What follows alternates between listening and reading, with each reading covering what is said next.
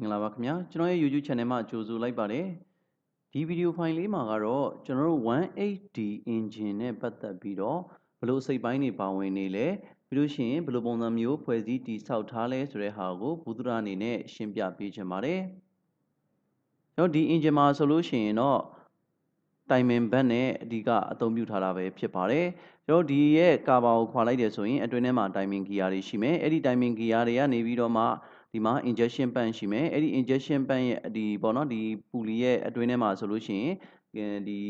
ဂီယာသွားရှိမယ်တိုင်မင်ဂီယာနဲ့ဒီမှာရှိနေတဲ့ crankshaft ရဲ့ဒီတိုင်မင်ဂီယာနဲ့ချိတ်ဆက်ပြီးတော့ injection pan ကလဲမယ်အဲ့တော့ injection pan လဲတယ်ဆိုလို့ရှိရင်ရှေ့မှာရှိနေတဲ့ဒီပူလီလဲမယ်ပေါ့နော်ဒီဂီယာသွားလဲမယ်လဲရင်ဒါကိုဘတ်ဂျိုးနဲ့ဆက်ထားတာဖြစ်တဲ့အတွက်တိုင်မင်ဘတ်နဲ့ဆက်ထားတာဖြစ်တဲ့အတွက်ကမ်ရှက်ကလိုက်လည်မှာပဲဖြစ်ပါတယ်ဒါဆိုရင်တော့ဒါကဝါတာပတ်မှာ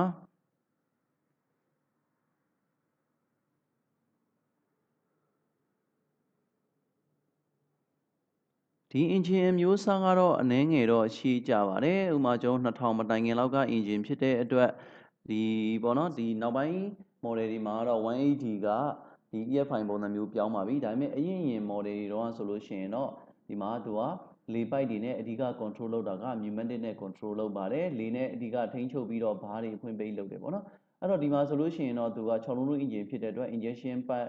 6ချောင်းရှိမယ်ပြီးလို့ရှိရင်ဒီနေရာမှာ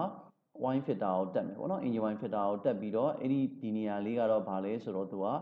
wine cooler လေးရှိမယ် engine wine ကို coolant နဲ့အေးခံပြီးတဲ့နေရာပဲဖြစ်ပါတယ်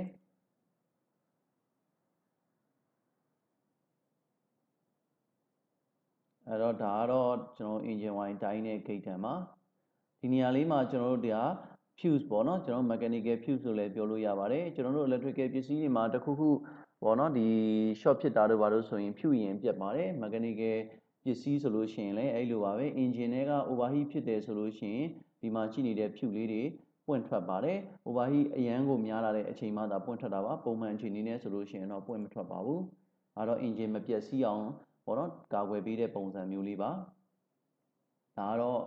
inlet manifold ပေါ့နော်အဲ့တော့ဒီမှာဆိုရင် inlet ကနေပြီးတော့လေတွေကိုခွဲဝင်မယ်အဲ့တော့ဒီမှာဆိုရင်တော့သူက rocker arm နဲ့ဒီတက်ဆင်ထားတာဖြစ်ပါတယ်အဲ့တော့ဒီဘားတွေကိုဖွင့်ပိတ်လုပ်ပေးတာအဓိက rocker arm နဲ့ပြုလုပ်ပေးနေတာပဲဖြစ်ပါတယ်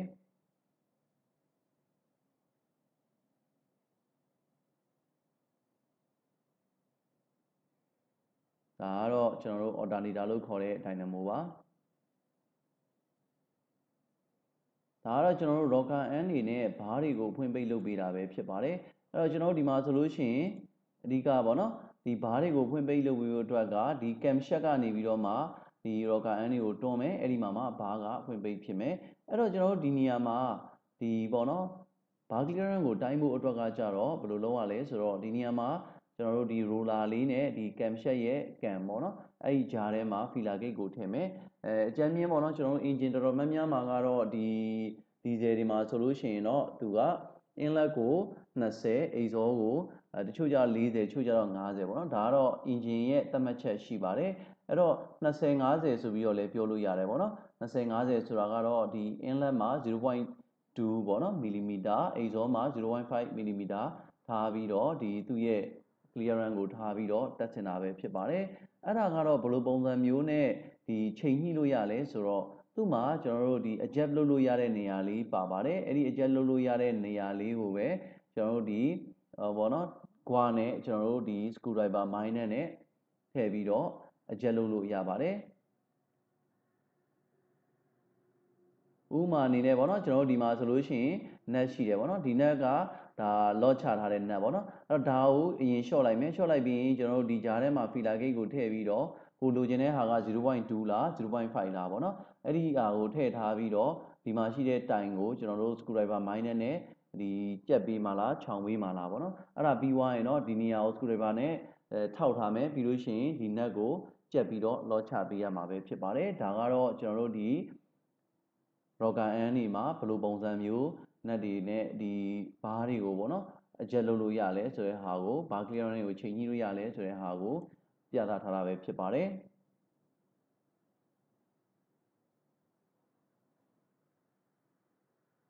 အဲ့တော့6လုံးတိုး engine ဖြစ်တဲ့အခါကျတော့ကျွန်တော်တို့ rocker arm တွေကလည်း6စုံပါမှာပဲဖြစ်ပါတယ် rocker end တွေက inlet exhaust ပေါ့နော်တစ်စုံ inlet exhaust တစ်စုံအဲ့လိုပုံစံမျိုးနဲ့6စုံပါမှာပဲဖြစ်ပါတယ်ကျွန်တော်တို့အဲ့နေရာမှာအနည်းငယ်ပေါ့နော်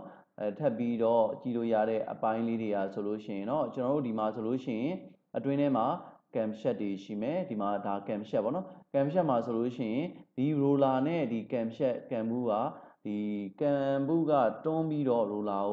ကိုဒီလှည့်ရတာဖြစ်တဲ့အတွက်ဒီ roller သားလေးကလည်းလဲသွားမယ်ပေါ့နော်လဲပြီးတော့သူက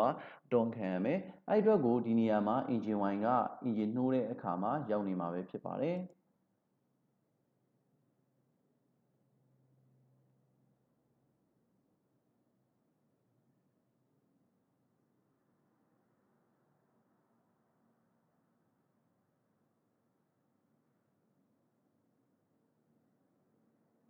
ဒါတော့180 engine ရဲ့သက်ဆင်ထားတဲ့အစိပ်ပိုင်းလေးတွေကိုဘုသူရအနေနဲ့ sharing လုပ်တာပဲဖြစ်ပါတယ်ကျေးဇူးတင်ပါတယ်ခင်ဗျာ